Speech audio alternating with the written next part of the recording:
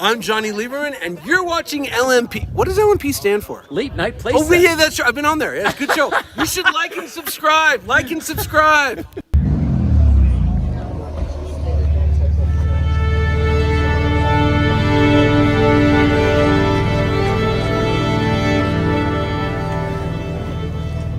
Late night, woo! Let's get some subbies.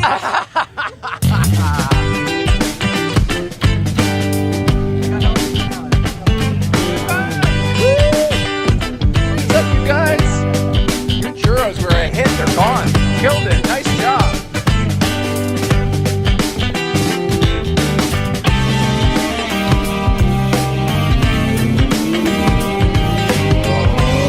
Love the empty life.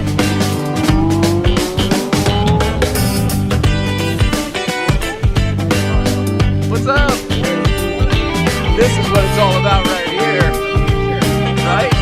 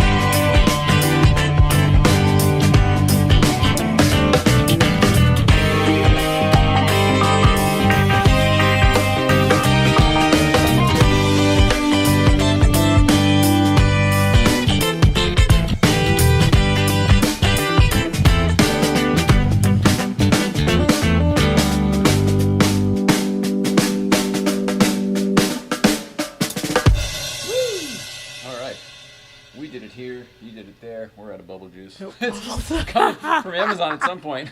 Thought it'd be here by now. I don't know what's up with it. Whoa, what's up? Hey, Guards Rat is here. Thank God. David McCarthy is here. That's good news. And the YouTube audience is watching us on the Instagram. I love it. I love it. Fantastic. All right. Hey, everybody. Welcome.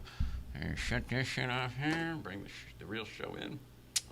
And do the whole thing here. Hey, what's up? Oh, beautiful. Hi. Hi. How are you doing? Great. I'm running around like crazy. Nothing new there. Life's good. Okay, lots of stuff to talk about tonight. All right, welcome back to the Late Night Playset, everybody. Tonight is Thursday, July 1st, 2021. It's the 7th month. Holy crap. That really is crazy to me because we are in the second half of 2021. Flown by. 2021 will seem like, oh, it's going to be the savior for 2020. 2020 was supposed to be the savior for all of our lives leading up to this point. I don't know where the hell we are. But anyway, it is that day, July 1st, 2021. My name is Jay Ryan. The lady to my right is Nicole Ryan, and we are the Ryans. We will be your hosts this evening. Lots to talk about, but the most important thing that I need to tell you is that at 5:30 p.m. here in the Pacific, Kathryn DeLorean is our guest this evening, daughter of John DeLorean. My sister in life. We are insanely close. Neither one of us really can even explain why. Hey, what's up, Porsche Lifestyle 2? Carissable. Hello, Carissable. Whoa. Thank you for the green car, Carissable. Anyway, Kathryn's going to be calling in at 5:30, 8:30 for her. She's on the East Coast now, and we can't wait. It's been a long time coming for this. It's been a long time. This will probably be one of many. I don't think that we will nearly get to it all in one show, even though we're prepared to go long. Evening, Skip Plus. What's happening? And make sure our YouTube comments are here as well, if need be. Okay. All right. Have I settled down yet? I feel like I actually settled down early today. Usually it takes a lot longer. You're diaphragmed. Yeah. Boost Babe is here. What's up? You and Cadillac Pat are two wonderful friends up at Breakfast Club. Loose Babe suffers from MS also. I don't know if she suffers. I shouldn't say that, but she has MS as well. Yes. She's afflicted. We look at it very differently, but she's afflicted by it also. You guys seem to be, you're afflicted differently. I don't know if people know this or not. MS is not like COVID. You can't be like, oh, yeah, look, you've got MS. There's the thing that shows you have MS. It's more of a catch-all for once you don't have all of the other stuff. They go, oh, well, you have this thing called multiple sclerosis.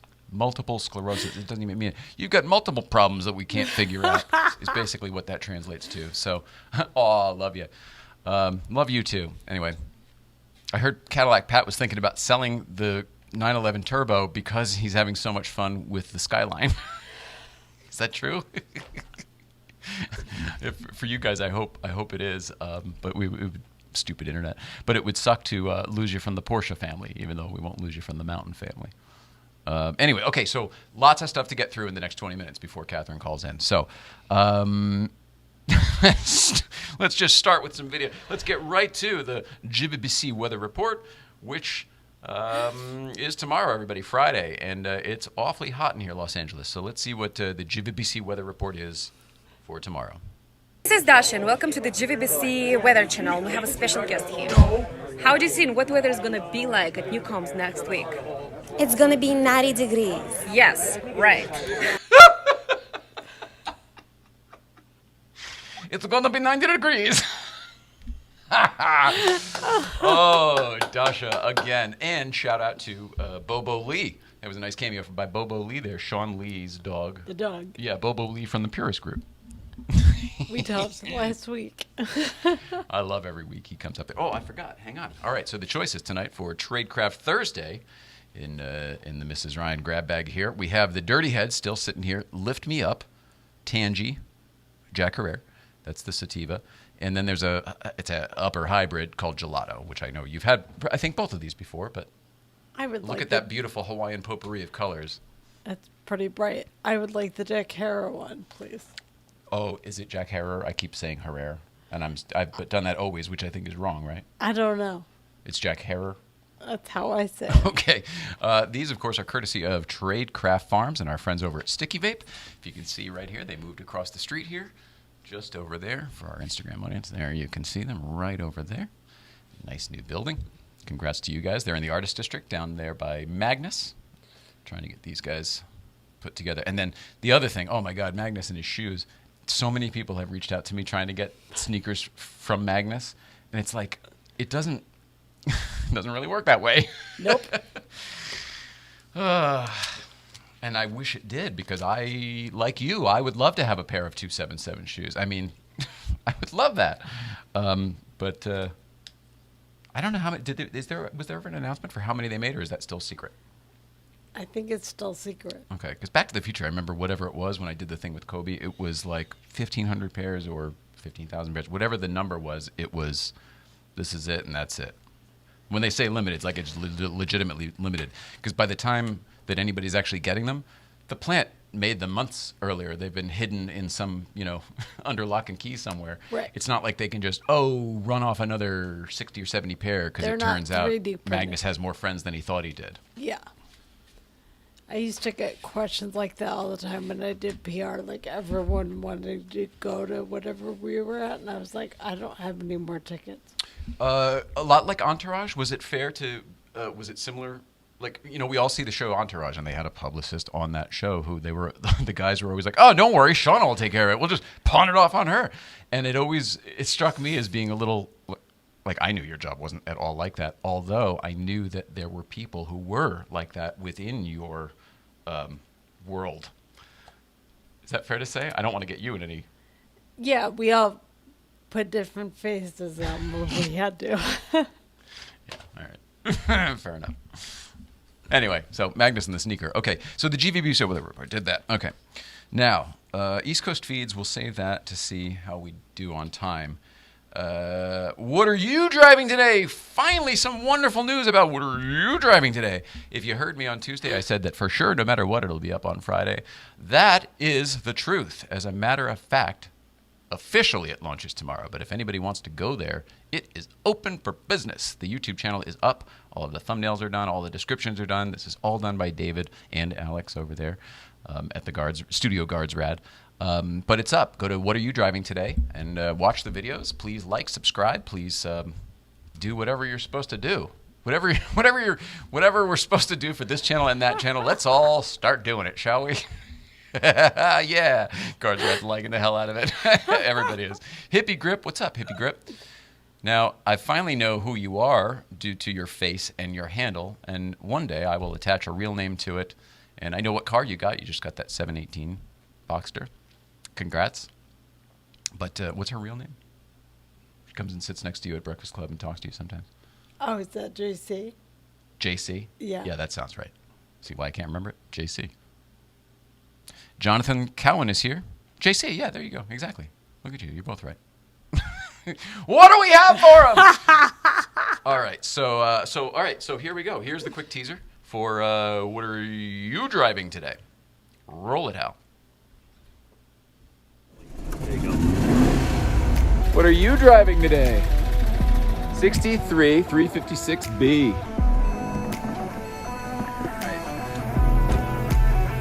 Hey, 111. What are you driving today? Here we go.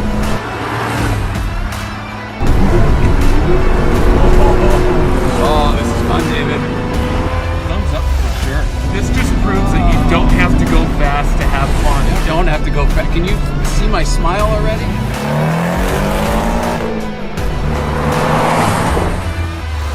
Okay, I'm impressed. You don't need to stick it. He's already got it. My car's going to feel slow as balls after this, I'll tell you that. Pedal down. Yeah, baby. Slow as balls. Universal knowledge and vocabulary. Slow as balls. So embarrassing. So embarrassing. You say one stupid thing and then it makes into a thing and you just have to watch it. You say that stupid thing over and over and over. Can't change it. Can't. I can wish I didn't say it, but that does not take it away. That's the truth. All right, so what's happening, everybody? Welcome back over here on the Instagram. St. Clair Insurance is here. We're going to talk about you in a few minutes. Hello, all. Good to see you. Or, good to see your avatar there and stuff.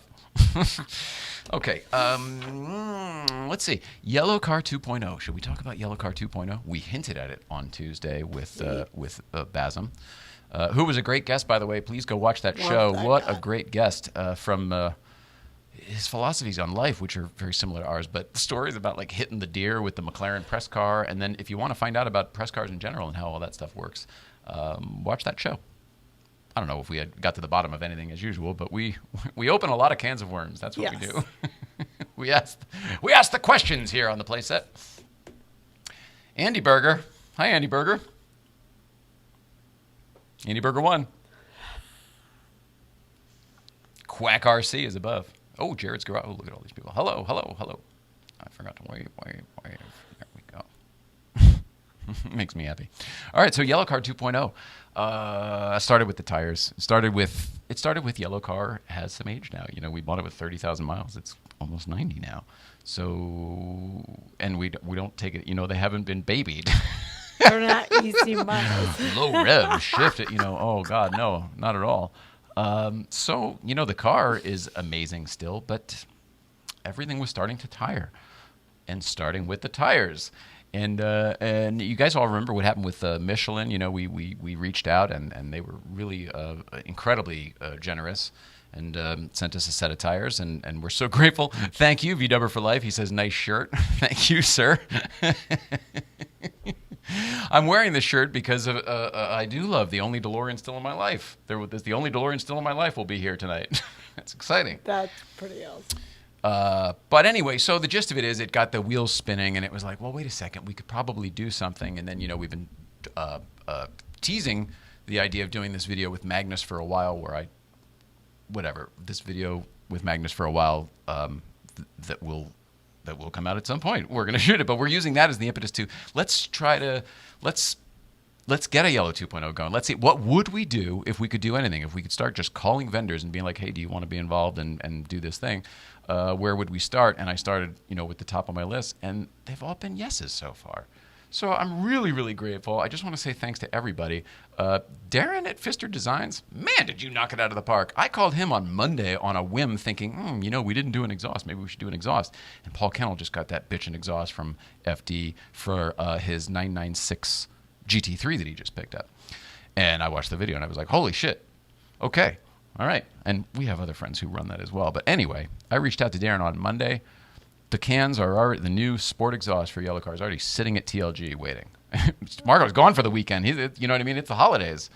The earliest anything will be happening is next week. I think probably the week after.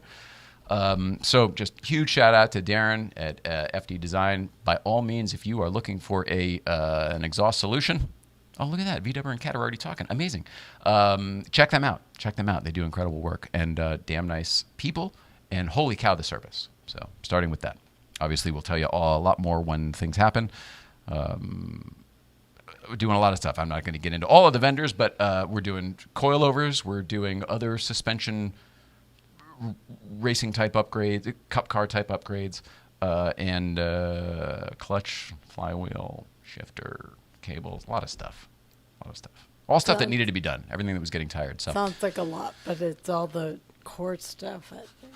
Yeah, it is. It's going to be great. So it should be like new and even better afterwards. So It should be really, really good. So that's what's going on with Yellow Car. We're grateful. And of course, would be remiss to not mention, I said it briefly, but TLG, Marco and Steve and Armando over at TLG, our Cars Porsche family. Huge thank you for everything. Always taking care of us and keeping that car running and on the road. So cool, man. Looking forward to seeing 2.0 Yellow Car. Yeah, that's the other thing. Like, oh boy, you do all these mechanical things, and it's like you feel like, oh, I got to do something aesthetic as well. Does anybody have any ideas? Because like I have a couple ideas, but they're all small. I don't want to really change what we have. I don't want Yellow Car fully loaded. We don't want. It would be very easy to go down that ramp, and I'm saying that because it came to mind because VW for Life is here, who actually worked on that movie. And has probably more Herbie history than anybody on this planet. But you remember when it was the full NASCAR and they flared it out and it was like had the spoiler on the back and all that shit. Like, I don't know that we need to go all that. Oh no, I can't do the black wheels. I know, that's what everybody says. I know. I like my silver wheels. Shit. I know. Everybody else says it too. All right, that's something to think about. Small wing. See, Damon, if anything, I was thinking about perhaps finding a one-piece fiberglass ducktail that replaces the entire engine deck, not just the spoiler, so that I could actually save some weight and have an actual, what do they call that when it actually works? It's not just aesthetic. Functional spoiler. Black hood. Oh, see, that's the thing. I don't want to do all period incorrect is us, so it's got to have the things that they did in the 50s, like Herbie. I'm more on the lines of like, do we put rally lights on it or like black mirrors? Because I'm thinking about doing the black mirrors on the side, shit like that. We'll see. Fuck, I know. Everything you said I was thinking about too, though, damn it. Because if I did the front hood, I could do the hood black and the deck lid black. I know. On and on and on. Ducktail says Sinclair Insurance. All right, so maybe somebody can help find me a vendor that makes the ducktail in one piece. I just want the one piece. Because some places replace the pop-up spoiler with the ducktail, and it's not enough for me. It's not enough for me. I feel like if you're only going that level, I'm like, I already painted it black. Like I've already done something to that part. I would either change the whole thing out or nothing at all. Olin's Road and Track. Yeah, I can't say we are getting coilovers from somebody. In fact, the paperwork's all done. I can say it, as a matter of fact. Bilstein will be providing coilovers for us. And they were my first ask and my most wanted ask, again, because of the period stuff.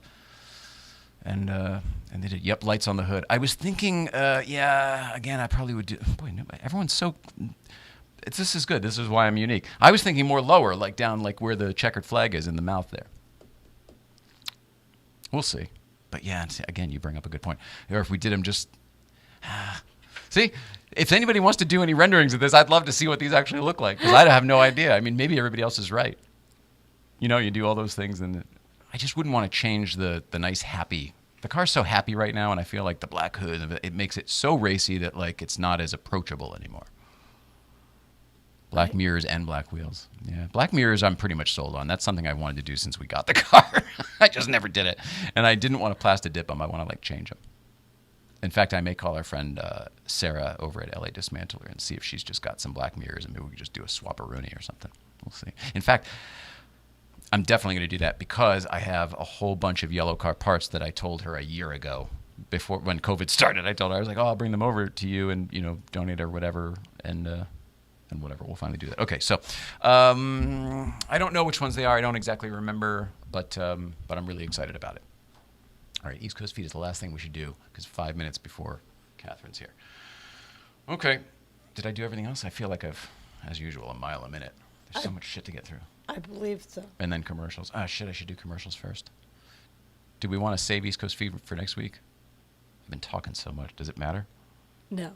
It doesn't matter if we save it? I don't think so. I don't think so either. Let me see where they are. Oh, yeah. Let's save it. Let's save it for Tuesday because I think Tuesday might be just a talk to everybody Tuesday, talk to us Tuesday. Okay. Don't forget the flux capacitor, you son of a. I don't think our car will have a flux capacitor. or any other of those accoutrements. Mr. Fusion. Although I'll tell you, LA traffic these days, now that COVID's over, hover conversion would be nice. Wouldn't mind that sometimes. Just being able to kind of... That would be great. That would be great. I'm sure you guys hear it on all the podcasts, but LA traffic is back full bore. Like worse than it used to be. All right. Then I'm going to do commercials. Jeff Sinclair, I'm happy you're here. You're here on a good night. We're talking about you. We do this every show. Let's start with him. Here we go.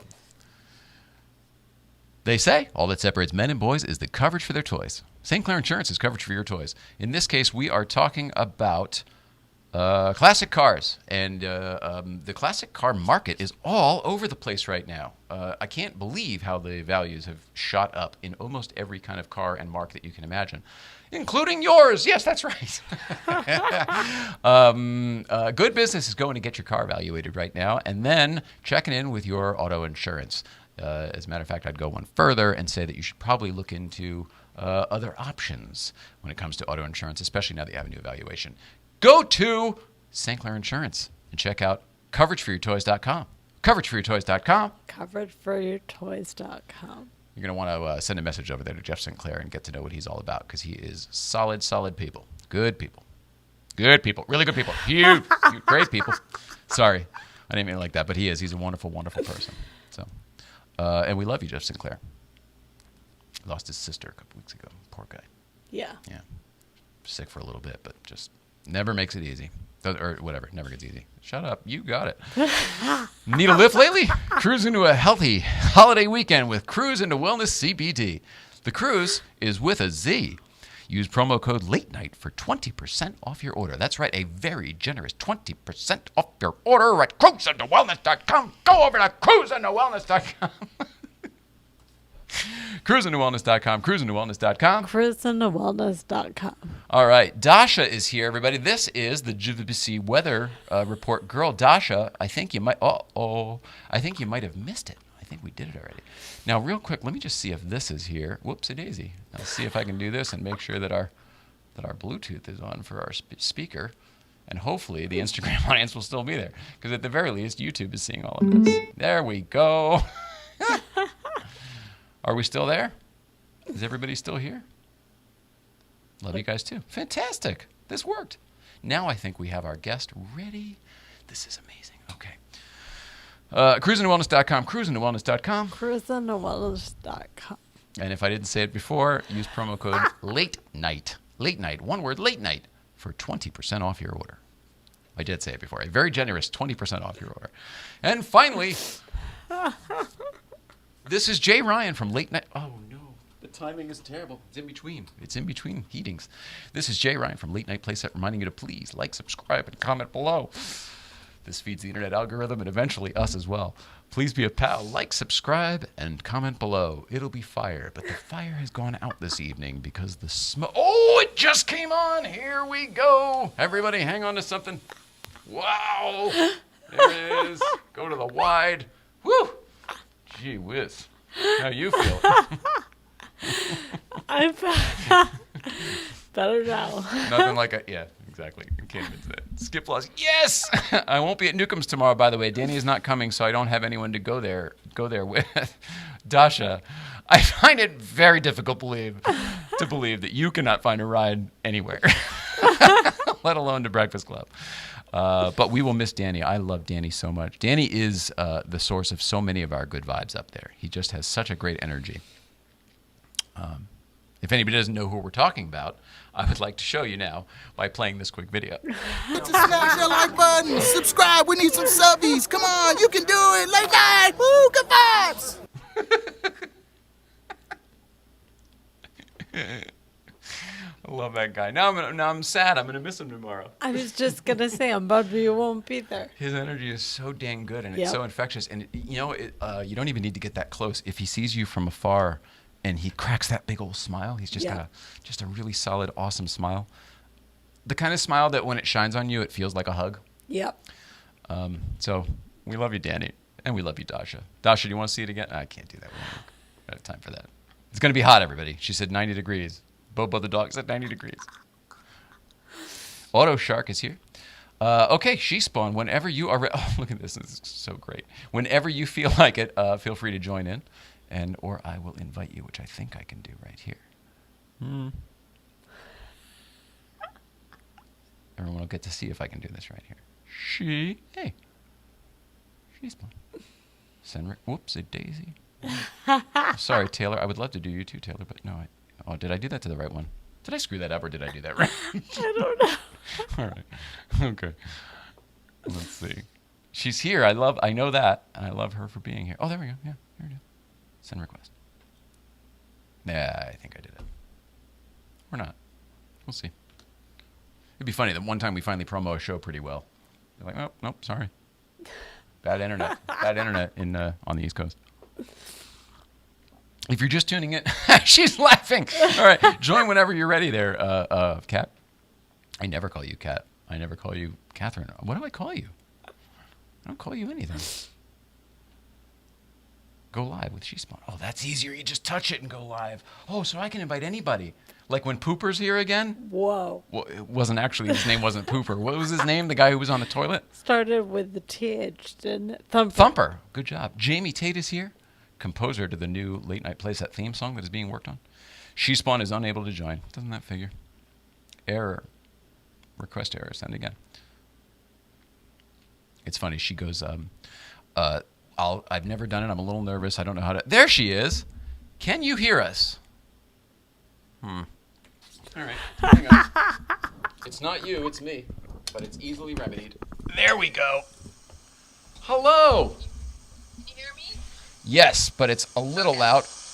What do I hear? A fan? Is that a fan? Yeah, you want me to turn it off? Hold on. I have no AC. Oh, no. Well, you're going to be so uncomfortable. But I can't hear you. No, it's okay. I'll turn it off. I was hoping you wouldn't hear it, but I'll turn it off. This is amazing. Look at her backdrop there and everything. That's so cool. It's a campfire. I thought it was a skyline. It's a campfire with a tent and everything. This is funny.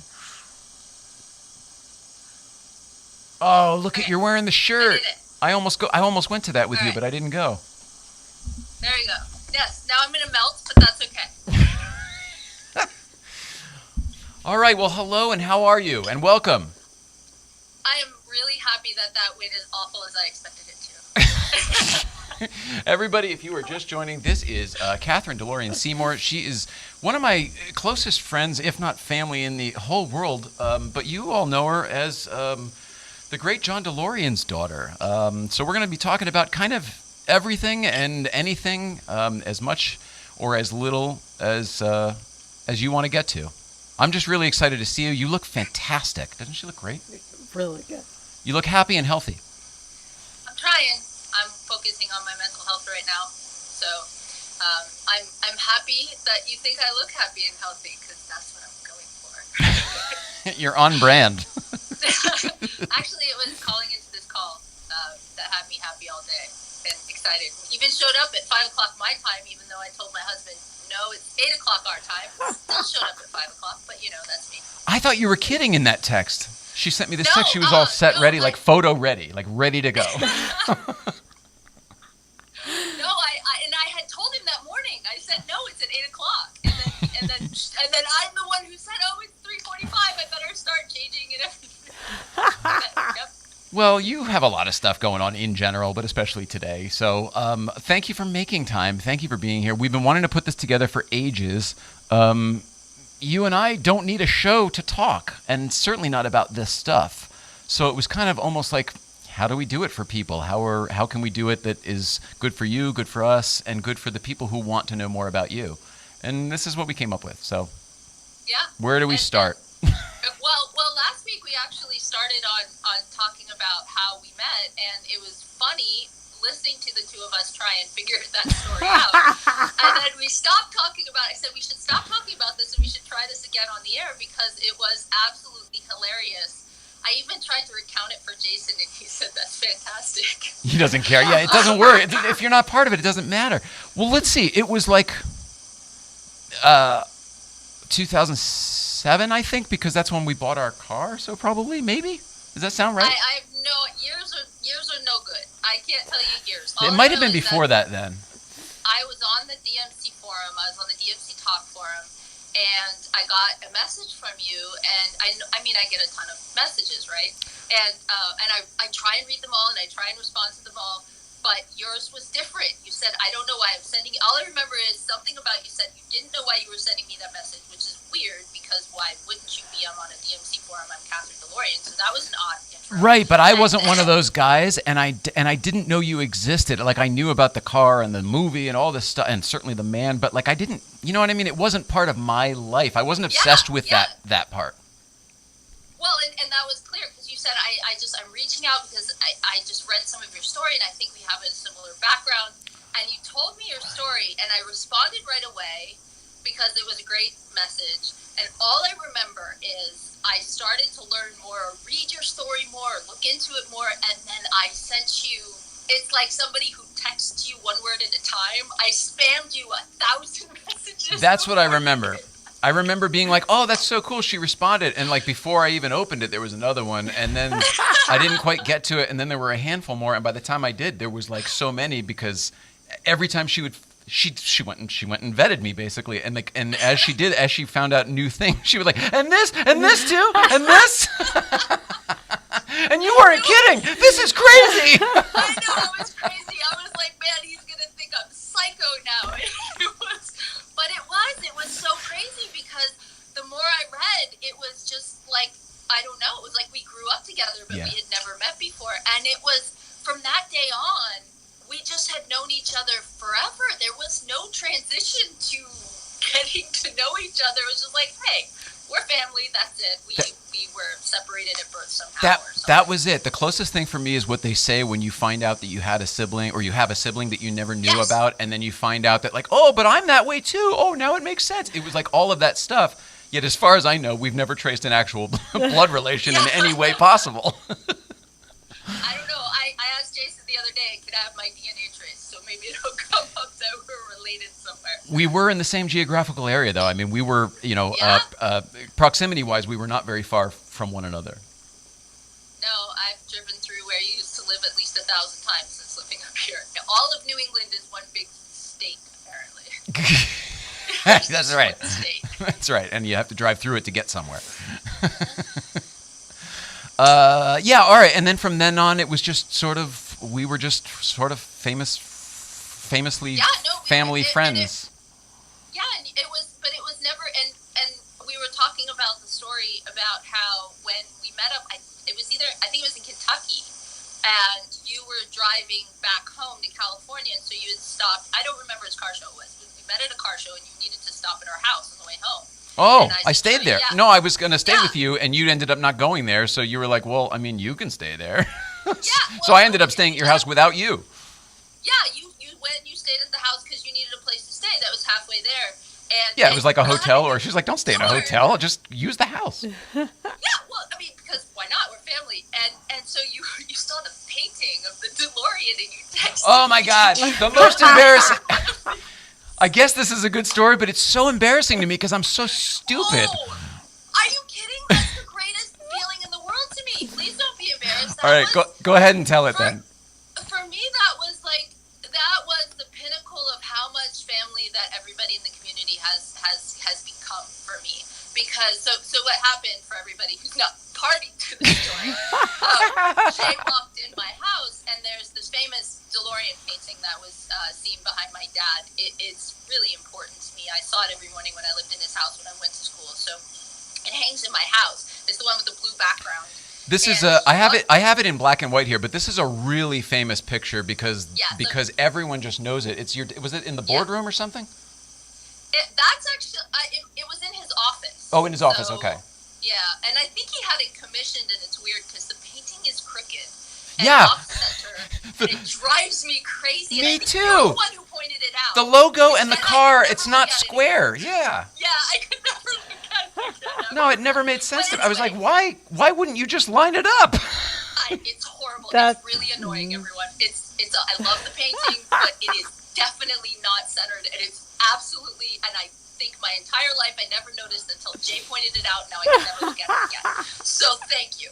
But we missed the best part. So he walks into my house and he texts me, "You know I own one of these," and he's embarrassed by it. But to me, that was like, wow. I sent her like, so close. you know how when you go to your, who I was. I totally did, because it's not like you have DeLorean shit all over your house. Like, look, this is the house that the DeLorean. Like, no, none of that at all. And then you go into your old office, and it was on the wall in there, and it was just like being at your friend's parents' house or something, and walking around and being like, oh, that's so weird. You like I used to have one. Like, that's so crazy. Of course, it's just the weird part is that I'm telling her she's the issue here. She's like, yeah, I do. As a matter of fact, I did know that. I do, yeah.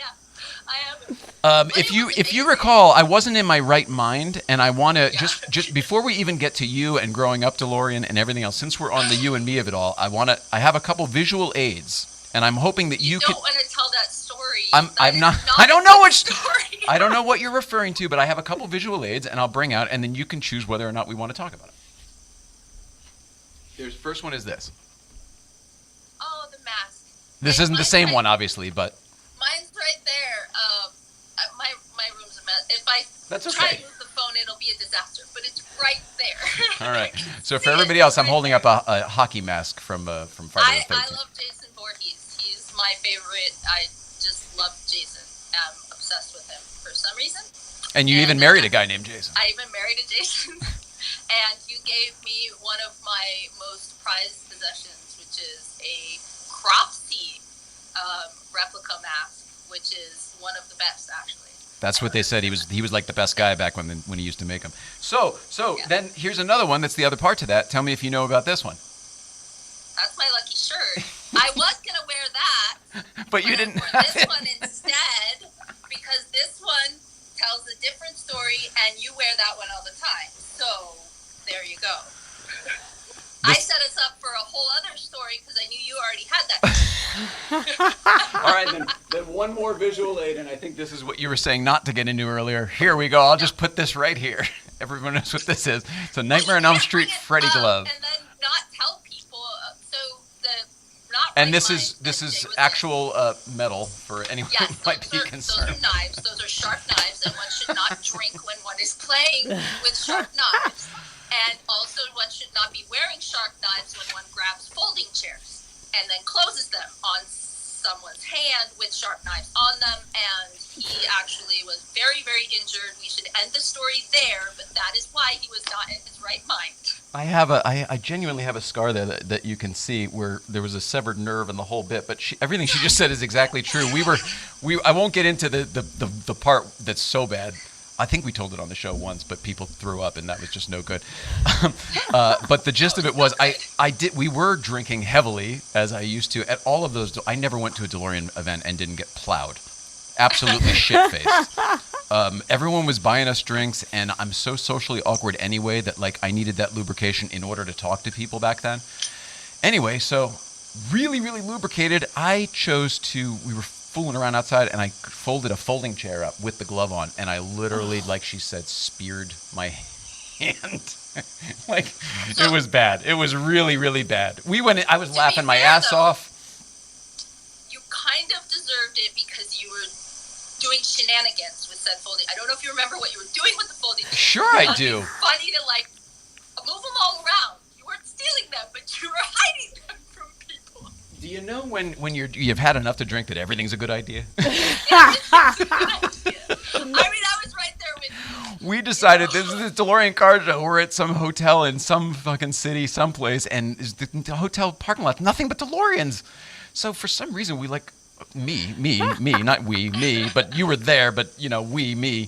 I like went and opened I lifted all of the hatches. Oh like my there's God. no harm in doing this whatsoever. It's just like a stupid, annoying thing. Like why the hell? And by the way, I bet right now is the first time anyone has ever confessed to. And everybody who was there is like, oh, so that's what happened. And Yeah. for the record, you're right. I had no part in Yeah. lifting the DeLorean. No, you I didn't. did not support that. No, you didn't. No, and I wouldn't have done anything that was actually bad. But my God. No, you kept saying, no, it's nothing. No, it's really funny. They're going to be really upset, but it's not doing anything. It's just really annoying. I'm like, okay, things don't Here's make the- sense. I have- It's okay and they'll be upset. Don't. I have not changed one bit. The car show people with the fucking toothbrushes and everything else, I just don't get it. I used to live that life. I decided for me that it wasn't the way to go, so apparently I just fucking abandoned it. But I haven't changed at all. We're still the people who would do something like that as long as it's not actually like malicious or as long as it's not actually hurting anybody.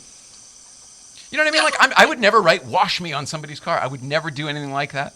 But like, oh, lifting the windshield wiper just because I know it annoys my friend. Like, yeah, that's my move. I would totally do that. All right, visual aids aside, where should we start with? Like, how much do you want to talk about your dad? And I'm sure people would like to hear what it was like to grow up during that time because everyone else knows what they read in the newspaper and what they saw on Entertainment Tonight. And quite frankly, we know enough about the business that was all bullshit. And Well, yeah. and you were actually there. And I know you so well, and we've talked about so much of it over the years that, like, I don't know, if there's any way to let other people know what it was like for you during that time, I'd love to shine a light down there. Yeah, so great question. Thank you for that, Jay. So recently I've been trying to give that insight into what it was like growing up with my dad. For a long time I would go to the car shows, and I used to always say, I don't understand why everybody wants me to sign their cars. I don't understand why everybody is fawning over me. All I am is the child. All that happened was my parents had a good night, and out I came. And what did I do for this car? And I was happy to carry on the legacy, and I really wanted to be there because if I can make people smile by just being there, I mean, that's amazing. That's an incredible power that I have. And so I really wanted to give back. And it wasn't until somebody, and I wish I could remember her name, I remember her face, had run into me in the Corvette Museum after one of the car shows. And she walked up to me and she said, thank you so much for coming to the shows. She said, it means so much to us because you give your father humanity. He no longer is this iconic figure that just existed and is larger than life. You make him a real person. And that answered that question for me. That gave me a purpose and a meaning, was to give my father that humanity, to make him somebody who is just like you and I. He's a real person who lived, and he was a goofball. he was a good dad. He had his problems, but the more that I learn about my life growing up, the more that I reconcile with the life that I grew up and I no longer live, and look back on what he was able to accomplish with my brother and I, despite us having so much. I really think that he just was such a fantastic person underneath all of this toil and trouble, and somebody who could raise two kids with immense wealth that grew up on their own country. I mean, we had 400 acres, 45 minutes from New York. That's no joke. Is that public knowledge? Do people know? Because people would know your property now. I mean, you and I talk about it because I remember when it all went down. But like the Trump, is it the Bedminster Golf Course in New Jersey? is actually your childhood home. Yes, it was my childhood home, and actually my father turned it into a golf course to try and save the land because he was very much into, saving nature, and he used to make a joke that you could hunt the deer on our property, but we arm them with bows and arrows tied to their tails. That's really funny. Your dad was funny. He was a funny guy. He really did. He was such a practical joker, and he just, I don't know, he did stupid things that you wouldn't expect somebody, like, one time he thought it'd be funny to sit on my head and fart, and he's 6'4", and I was a teenager, and it hurt, and also was strange, because my 6'4" father is sitting on my head farting. I mean, this is not... She tells me this story, and I was like, that's just a dad thing. She's like, I was 14. It's different when you're a 14-year-old girl. Like, Totally. I wouldn't have had any of that. Dad, knock it off. That's the best. But that's it. He was a normal dad who did really stupid, weird things like that. And at the same time, he raised Zach and I to just want to grow up to have, neither one of us want a lot. We just want to own our own little piece of nature that we can live on and save. And to me, that's incredible because, my husband and I are now looking at houses and things like that. And what we want to get is well under what we can afford because we don't really want more. And that came from him, which is saying a lot when he gave me everything I ever wanted. How do you spoil a child and have them grow up to not want more? I don't know. I don't know what he did to give that to me other than show me what's important in life.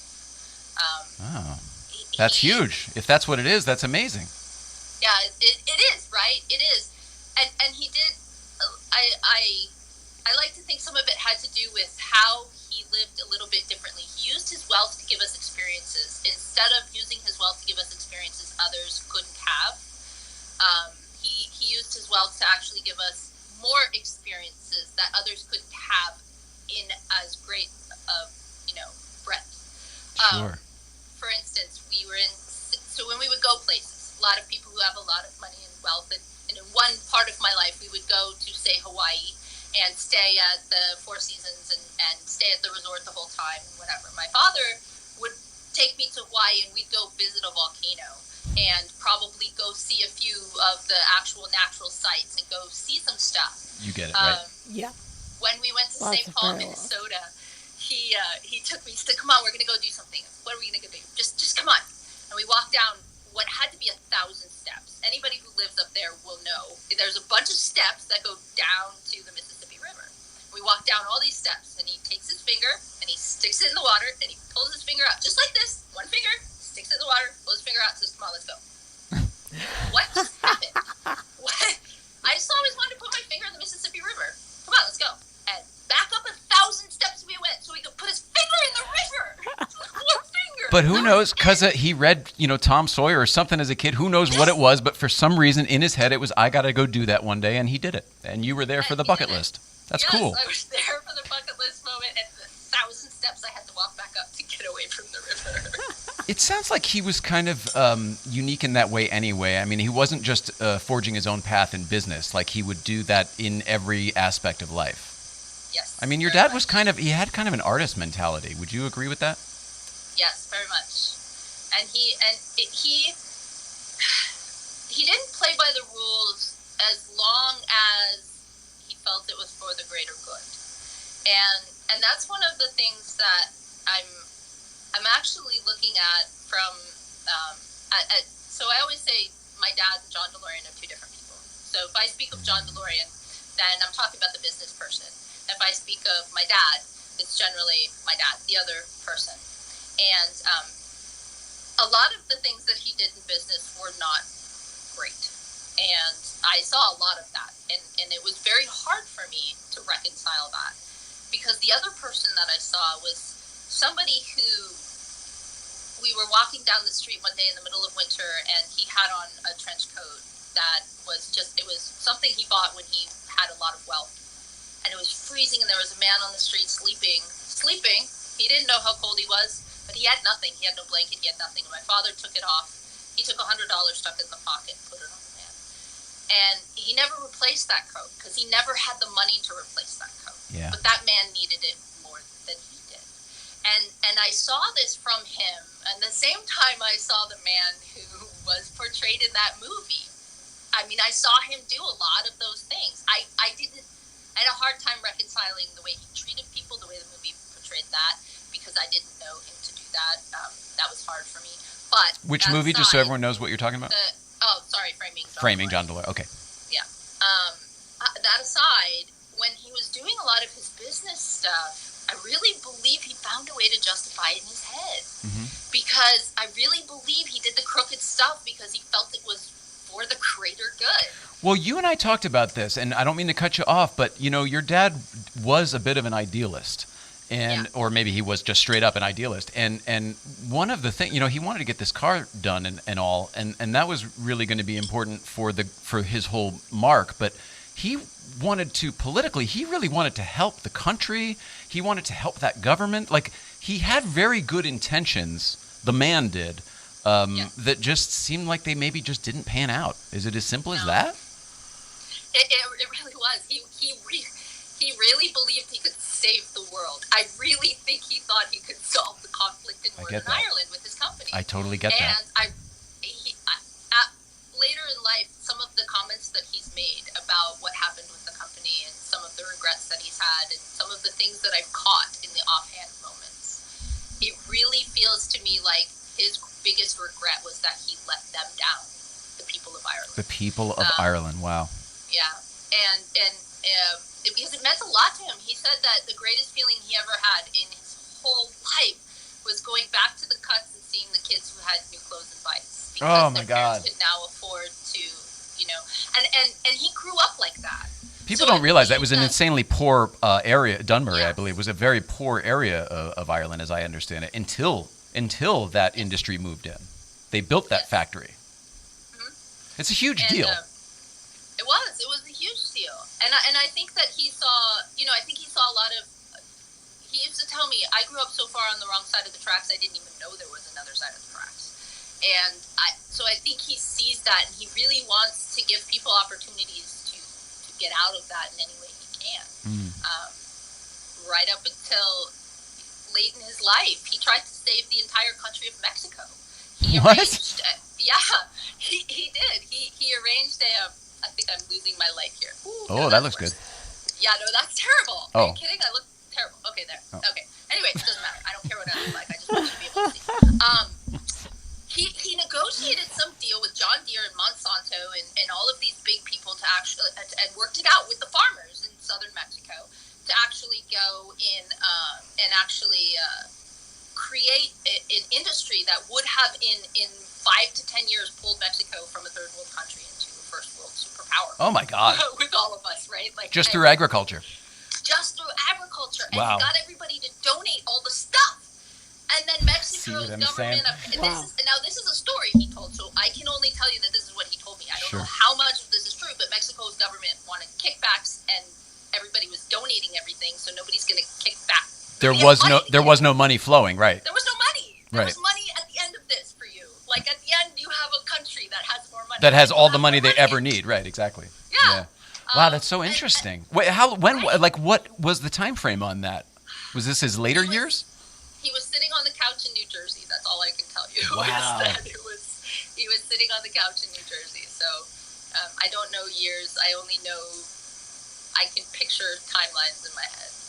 But I mean, this was after the car company. Well after. And before he died, obviously. Yeah. Okay. And there was nothing in it for him. This was a DeLorean fact. Like he wasn't. No money, nothing. Why are you saving Mexico? That's what I was going to say. That's what's interesting to me about your dad's brain. A lot of people would be like, "Oh, I got to get that car thing going again," or whatever, whatever got him down, or I'm going to show Detroit because they fucked me, whatever the heck it is. And no, he was just like, well, there's a problem over here. Maybe I could fix that, and there's a problem over there. Maybe I could look at that for a little bit. That to me is amazing. I mean, that is a humanitarian, and I know it's a completely different light than anybody thinks of John Z. DeLorean. Exactly, and that's the story I want to tell right? Is I want to tell the story of these weird things that he did that people don't necessarily know about what an incredible human he was, and how he really did. We went to feed the homeless. We went to feed the homeless every year on Thanksgiving, and one year we went and we actually rode in Central Park before we went to feed the homeless that year, and a newspaper. Somebody in the New York Times saw us, started taking pictures, and followed us for the entire day. Yay, fame. We didn't know they followed us for the entire day. Oh. Pictures the entire Great. day. And when we fed the homeless, my father would always take me to this really tiny church way down in, this was just where you go to really take care of people. And Not where you go to like Midtown BC, where you get photographed. Yeah, okay. Yeah, well, just leave it at that. And so the next day there was a photo of him feeding the homeless at the shelter, and he was devastated because this poor little church was now inundated with people who were trying to just see where he was, and he felt terrible for trying to do something good because now he did something bad. In his eyes, it was, or at least it wasn't what he intended. Exactly, it wasn't what he intended. Well, and maybe it turned out well for the church because maybe people gave more money to the church, but in his mind, it was attention that he did not intend to bring. Right. But that's kind of who he was. He wanted to do good, and not necessarily so everybody knew it. He just wanted to do good. There's a whole Curb Your Enthusiasm based on the anonymous donation, that whole thing. Like your dad was one who would have preferred to stay anonymous, not like anonymous by Ted Danson or anonymous by John DeLorean. Yeah, that's interesting, and I think it again goes against what most people think of him. He has it's the media that's kind of portrayed this over time, from the newspaper articles till I guess whenever. But there was a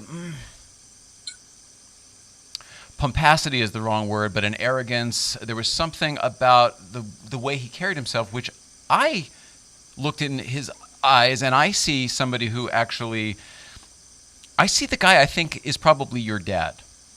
Yeah. And I was never there in these boardrooms when all of these deals were actually being done, but I tend to believe you and the things you say about your dad, not just because we're friends, but because I can see that too. And I think maybe other empathetic people can maybe tune into that. The 80s were not a good time for that. The 80s were very black and white, right and wrong, really dirty, very corrupt, especially in New York and the U.S.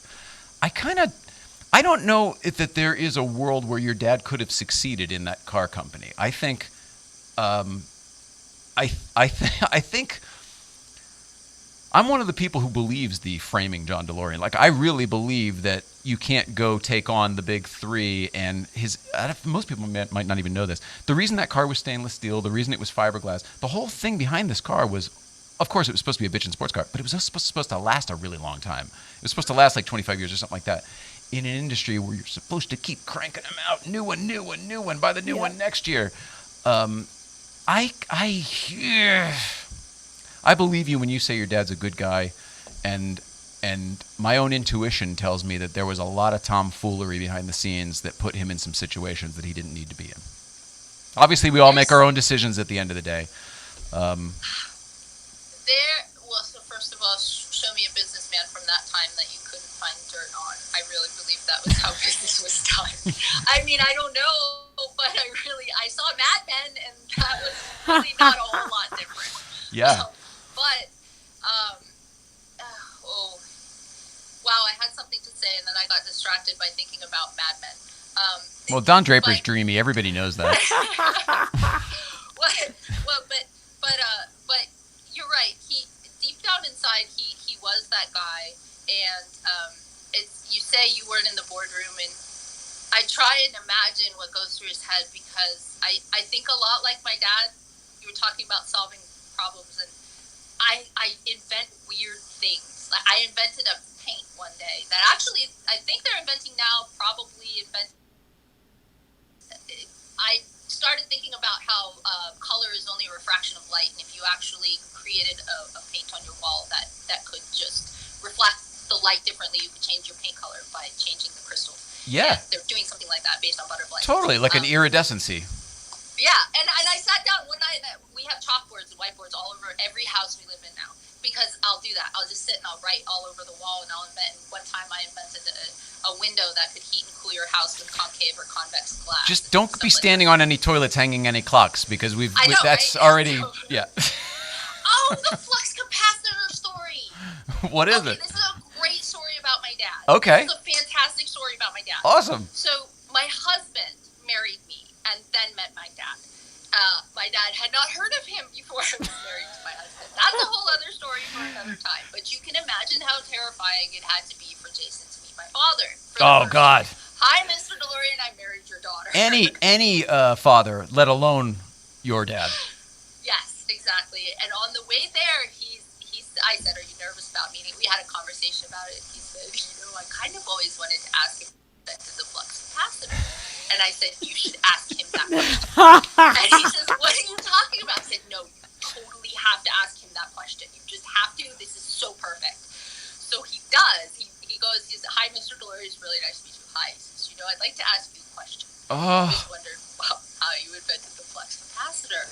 And my father starts telling the story about falling off the toilet. No. And yes. That shows how fucking funny your dad was. I know. Yes, he totally bought into it. He went right, and that was it. Oh my God. And at the end of the dinner, my father said to me, he said, "I like him. I know you're going to be okay." And that was his stamp of approval. I know, but that was how. That's my dad, right? Yes, you should totally ask him how he invented the flux capacitor, and when he did, he went with it. That's amazing. That is amazing.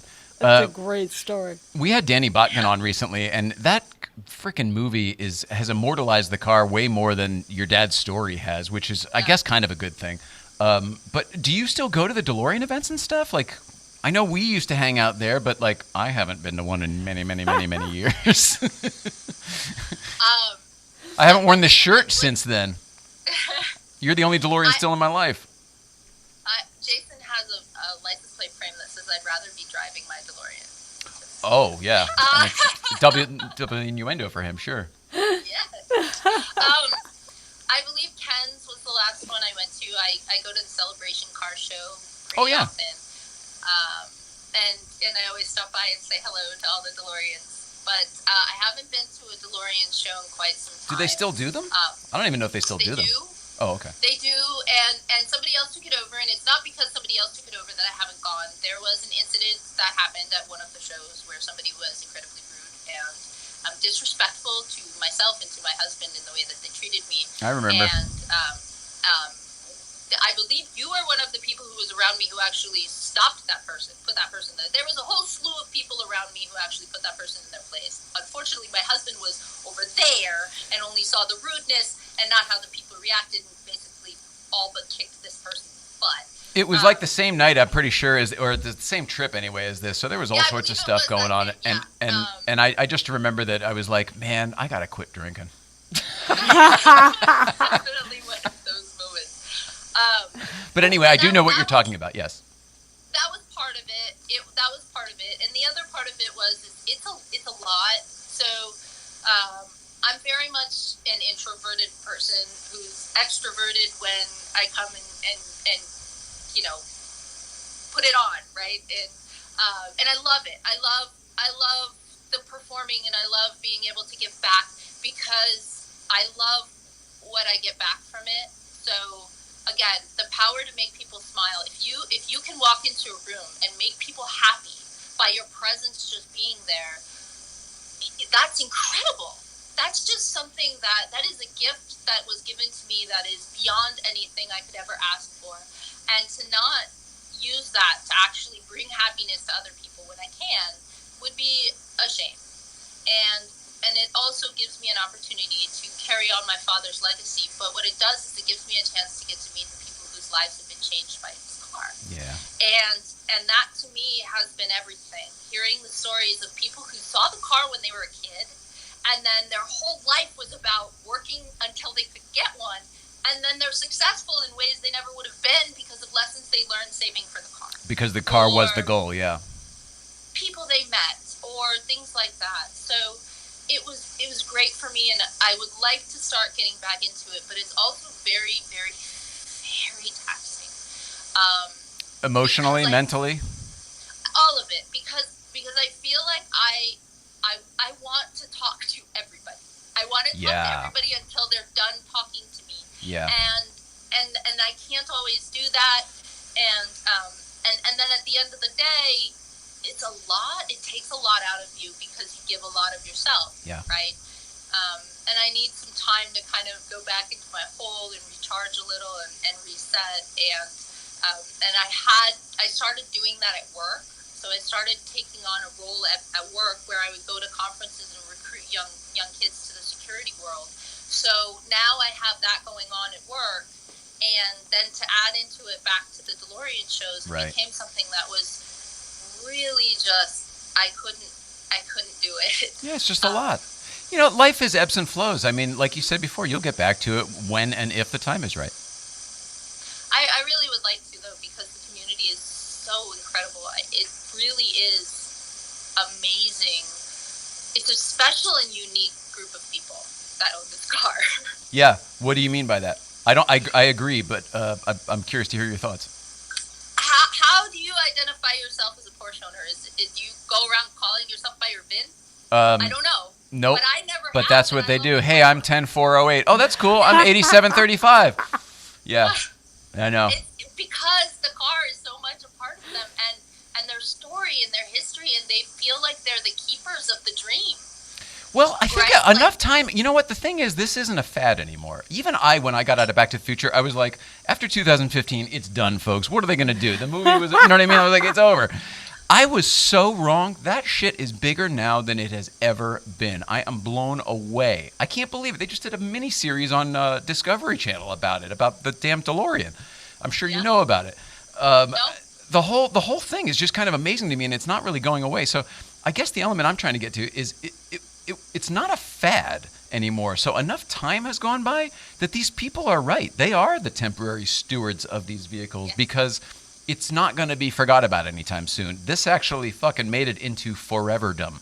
Foreverdom. Yes. And as long as there is humanity with these people, they're going to know that car and that movie and stuff. Yes, and they kept it alive this whole time. When I went to my first car show, when I went to DCS 2000, or actually I went to, the first one I went to was a little tiny GTO show in New Jersey. And oh, cool. I love the GTOs. He was invited to go, and I said, hey, can I go? And this is a funny story. I went, and they asked me to speak, and I got up in front of the stage. It was just, maybe 30 people in the room. It was not huge. And I get up there to talk, and they say, it's Kathryn DeLorean, and they collectively at once go, and suddenly I was standing on stage naked. I mean, I just was terrified. I didn't know what to say. I was like, I had never been so frightened in my life because I'd never been so important before. Yeah, they also sucked the air out of the room instead of like getting some applause going for you to push you up there, which would have been nice. Yeah. They did the opposite. They fucking turned the vacuum on. They were like, oh my gosh. And yeah, okay, that's tough to live up to if you're anybody. I mean, that's literally the worst warm-up act in the history of the world. But meanwhile, they were thrilled that you were there. Yes. And I went back and I said, let's go to this one in Cleveland. You have to see how much these people love you and they're keeping your dream alive, and you really have to go see this. You're telling your dad this? Yes, I'm telling my dad this. So I made him go to Cleveland with me, and I dragged him to the car show, and we had a great time.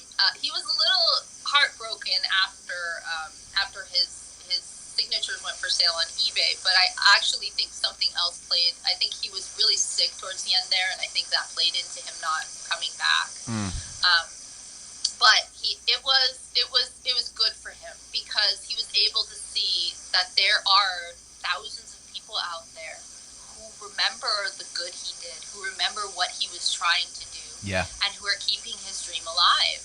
And you're right, it made it over the hump. I was telling Jason was going through YouTube the other day, and he stopped at a time travel video that had a DeLorean on it. He said, pardon my French, that is associated with time travel. It's not really French. I speak French. That wasn't French. Anyway, and he said, it's like anything for time travel. It will always come up. That thing, it's going to come up forever for the rest of time. And I said, yeah, I'm trying to reconcile with the fact that my maiden name is one that is not just famous, it's worldwide recognizable anywhere.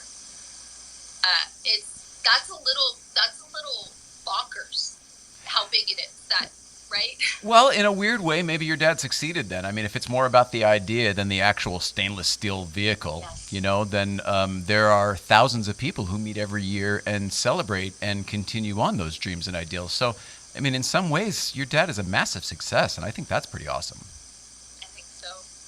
I really do. All right, we should probably touch on the movies real quick before we think about wrapping it up. You were vocal with me anyway, and I think publicly, about the Framing John DeLorean movie. That was Tamir's, right? Yeah. So you've known Tamir a long time, and you were you participated, I think would be fair to say, with that one. There have been other ones that have come out that I haven't actually seen. Somebody just told me to watch one today called Driven in 2018 that came out. Don't watch. Do not watch. No, okay. No on Driven. And I then love Timothy Oliphant. And I cannot watch Justified anymore, nor can I watch Archer, which is one of my favorite shows because of whatever her face is, because of what they did in that movie. wow, okay. So basically, I haven't seen it, but basically what you're not agreeing with the content. It's not about how good a movie it was. It was what they're portraying in the movie, right? Yeah, correct. And then somebody else took the opportunity to say it was the truth, and it wasn't. Oh, And I know who you mean. She just wanted to whatever. So we don't need to talk about Driven, but there's an interesting story about what I learned about the relationship of that said person with the drug dealer who set my father up. Okay. So apparently I was told at breakfast with Tamir and Christina that Christina actually knew the drug dealer, the pilot who flew for the drug dealer that set my dad up, was in love with my mother, something like that. So that's an interesting thing that I learned after. Breaking news, everybody! This whole thing just got controversial. So there you go. Wow. That was some Scoop. crazy thing. And it was, yeah, she told Christina Ferrara frames John DeLorean. That's the story now. Holy crap! I don't know that happened. No. I don't. That's not what I'm saying. Okay? That is definitely not what you said. I did not say that. She said she knew the drug dealer beforehand. That's amazing, though. Totally. Isn't that amazing? It's it's one of those things where it's a small world and the synchronicities pop up regardless. Yeah. It was crazy. But anyway, so the movie, Tamir, I've known Tamir forever, and I used to call him the keeper of the story. He was the official documentarian. I sanctioned him as the official documentarian because he had everything and he kept everything. I believe that there were things at play that part of it is my fault.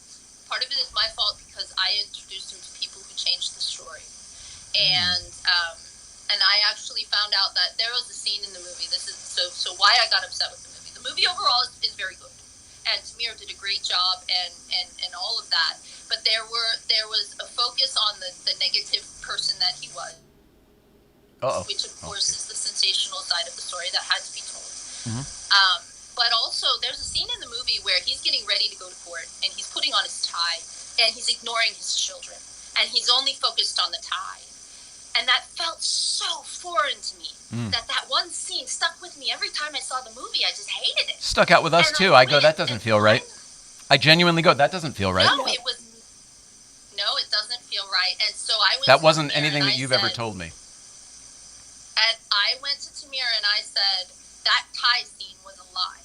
And he said, that came from a story Christina told Alec, and they added the children for artistic effect. And I said, you made a scene in a movie where my father ignores me for a tie, for artistic effect, with no consideration for how that might reflect upon me or affect me when I don't know because I was 6. How do I know that that's not true?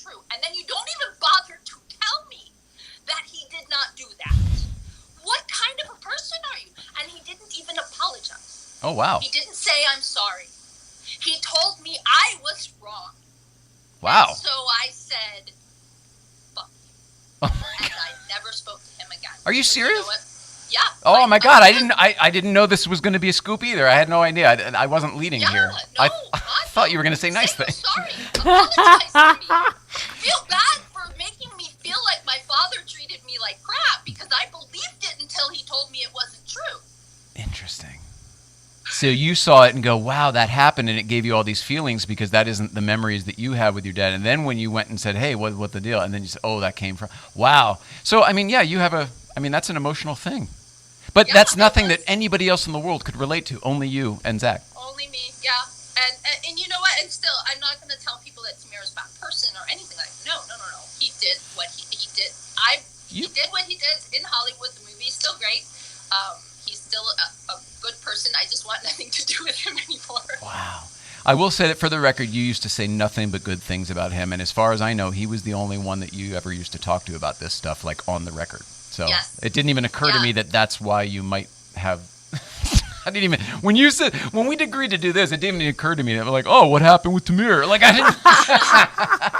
No, and you know what? Again, I don't fault him. I'm not going to say that Tamir was a bad person because of what happened between us. I do not agree with the fact that you don't even tell me you're sorry. Like, I am a very forgiving person for mistakes that people make. All you had to do was say, I'm sorry, I didn't understand it would affect you that way, and I didn't mean for that to happen. Do not defend your actions to me. You lied in a documentary that made my father look like a monster. That scene made my father look like a monster. This whole thing, and never mind. Let's move on. I was gonna go on, let's just put a pin in that. But framing John DeLorean, as far as the content of that movie, shy of that scene, which is obviously fictitious, shy of that, you generally agree with the content? Those somewhat match. I do to an extent. So, I don't know the story very well, right? Because you're a kid at the time. Very young. Right. Yeah, I was very young. I also have memory issues because of my own. I have a form of amnesia that we'll talk about that some other time. But I have selective memory too. I totally get it. Yeah. No, I'm just kidding. So I don't have a full picture. So one thing that stuck with me is when we left the premiere, BJ turned to me. BJ, who for everybody else on this call, because it feels like we're talking to each other. Good. BJ, she looked at me and she said, I don't know that man. But BJ was my father's lifelong girlfriend. My whole life, she was his girlfriend. And they were never married because she didn't want to move in. That's a story that I never knew. She just recently told me. But she turned to me and she said, I don't know the man in that movie. Yeah. And that stuck with me. It really did. And that's when I first started to question what I saw in the movie, because she was the second person who knew my father well to tell me that wasn't a movie that reflected him. And Zach, who was around at that time, was pissed. He was so mad at what Tamir did with that movie. Wow. So I liked it because maybe I don't know any better, but also I like Tamir, right? And I also believe he did what he could. I believe that there is a lot that Hollywood has to do with the story that can be told in a way that will get attention. And I don't believe that the movie would have gotten the attention that it did if he didn't tell the story the way that he did. Interesting. I don't know. Hearing this stuff today, I have a different opinion of it. I want to see it again now. In my mind, it was sort of a warm and fuzzy because I thought, that. Whatever. I thought you felt differently, but hearing what I heard today, it makes me want to go look at it with fresh eyes, because the thing that you mentioned stuck out to us as well, and there were other moments like that. Like, I love Alec Baldwin as an actor and really more as a provocateur. But I don't know if he was the best casting for that, but I mean, I get that he was a huge name, and that's why, it probably helped get it done and everything. I don't feel that he nailed your dad. No, but he was getting who my dad was from Christina. Yeah. So the person that he was told to portray was the one that Christina told him to portray. Gotcha. And that's where my fault comes in, is that I didn't consider what Christina would do to them. So she colored a lot of it so that I think the people who knew him best walked away saying, I don't know who that man is. I think if you ask yourself, if you go back and you watch it and you ask yourself if it's a scene that feels like she told it, you would find that probably the ones that didn't feel right are very much ones that she could have had her input color that scene. So. Makes perfect sense. I mean, yeah, we all have our So, we all have our history. Yeah. It's just his story, you know. So, but it's still a very good movie. I mean, it really does. It still tells the amazing story of the GTO, which is my favorite, and I know he put that in there for me. I know he made sure that was in there for me, and there was a couple of other things that he put in the movie that I know he put in there for me. So again, I don't hate Tamir. I want to hate Tamir, but I don't hate Tamir. I love the guy. It's too much history. He's an amazing person. Yeah, he really is, and I think he really wanted to do all the right things, and I don't think he knows. This is what I was going to say before, and I decided to put a pin in it. But now, since you brought it up again, that guy's life's work was your dad and your family's story. So the fact that he has hurt you at all, I would imagine, is actually probably weighing on him a bit. I don't think he's just, fuck her, I don't care. So, like, you never know what might come out of it. I know you're not looking for anything, but it sounds like you might be open if the conversation changed. I forgive, and I can forget. That's a blessing of my Yeah. That's her thing. Really, I will. If you just acknowledge that what you did was incorrect and you apologize to me. It wasn't that he put it in the movie, and it was that he defended himself after I told him I was upset, and that didn't even bother to say I'm sorry. He can defend his decision, that's fine, but apologize to me for that is. I don't think anybody else can really appreciate how horrific that scene was, but if you consider that he ignored me for a tie and sent me to go get a hug from Christina, it is not exactly the scene. That gave me some warm and fuzzies. Not how you intended, but it all comes around. Yeah. So, I mean, and again, he got that from somebody, he got that from the horse's mouth. That is not Tamir's fault. Right. That is not Tamir's fault. Right. It is just say you're sorry. Yeah. So I don't want to go into like all this. There's too much drama. I don't like putting drama out there. But Good. I again want to say I still love Tamir for what he's done. His life work was telling the story. I know that he's not happy with the fact that I'm not talking to him. Oh, okay. Yeah, it's already been covered, I guess. I would like to rectify that someday. I don't have that in me right now because I have to get myself better first. No worries. Real quick here. Green Team says, "Wow, cool guest. Back in the 80s, I worked for a car rental agency in Palm Springs. One of the cars was rented out for a few months. Every 4 weeks, the guy would call and renew it over the phone. One day, I was flooded with phone calls from the news networks trying to find that car. Turns out he was the foreman on the jury of DeLorean's trial, and they had traced the plate to his little rental company." All right, so that's not so much a question as a how about that story? That's kind of cool. And now here is our friend of ours, Def Sushi, said, "I used to shoe horses for his lawyer." There's a lot of Los Angeles history. Which lawyer, Def Sushi? I don't know if she's here actually right now, Milani, but we'll find out. And Beverly Whedon wants to know how many of these cars were actually sold. Do you know the answer to that? The number I always had in my head was around 9,000. My answer to this question would be all of them. They were all sold. And then, yes, I believe there was about 9,000 made in total. Yeah, I think that's right. And then Danny Bodkin always told me there was about 6,000 still on the road-ish, what he was estimating, something like that. But although they're coming up in value, collector cars are coming up and DeLoreans too, so I'm guessing like some of the ones that were like wrecked might all of a sudden get restored or something. Who knows? I'll tell you the most amazing car I've seen in all the car shows I've gone to. Tell me. My light is dying. Was some kid ended up getting a DeLorean that had been parked in a garage since the day he bought it, had 8 miles on it, and it was wrapped in plastic in the garage. Wow. He brought it to Tennessee, and I got to sit in it. I was the only person who got to touch the car. It smelled like a new car. Wow. Yes. Isn't that amazing? Yeah, it's amazing because it was 1982, 81, something like. I mean, that's a long-ass time ago. I don't know. I don't remember what year it was. That's amazing. But I just remember I got in it and it smelled like a brand new car, and it blew my mind. And he was a Amazing. kid. It was just a kid who happened upon it. You know, It's amazing. It's amazing. Skip But- Ploss here, who is one of the reasons I even do any of this stuff, because he influenced me as a little kid. He wants to know the GTO story. Is there a specific GTO story that he might know with you, or is it just the story of how your dad created the Pontiac GTO? The story of how I created the GTO is a lot of fun. I don't know if he knows the specific GTO story with me. No, let's hear it if you don't mind. And then that's a nice positive note to wrap it up on, because that is probably my favorite car that he did. Yeah, I'll tell you the part of the story that isn't in the movie. So what my dad told me. He actually said that the GTO was invented for him.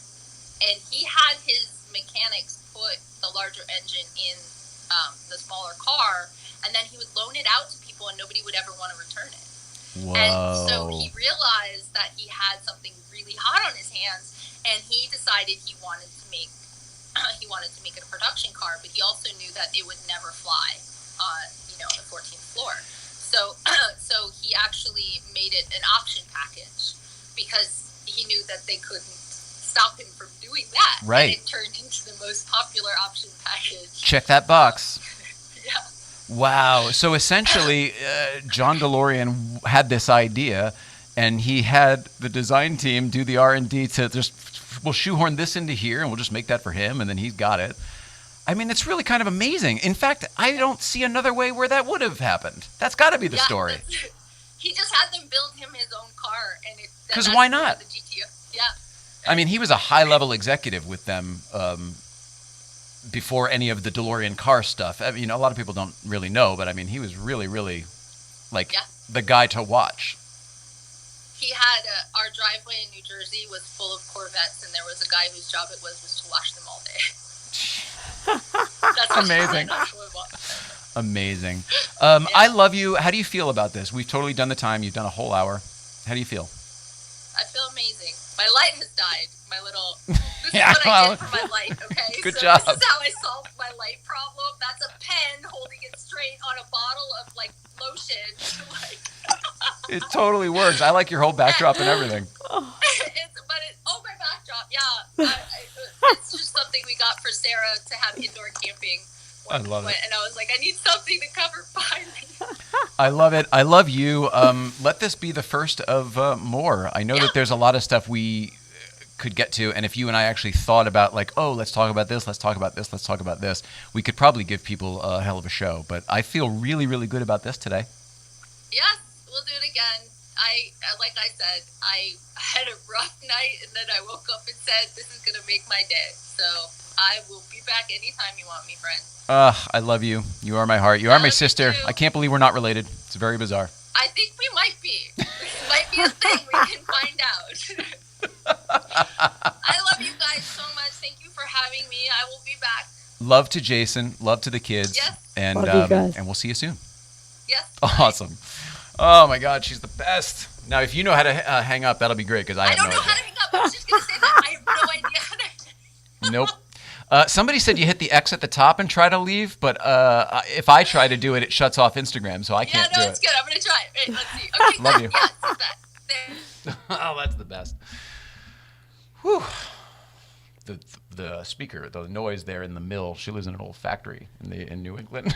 There's a mill with water going outside, so That's there's what a that waterfall. There's no way you can turn that off. She killed the fan, but that was it. She is amazing.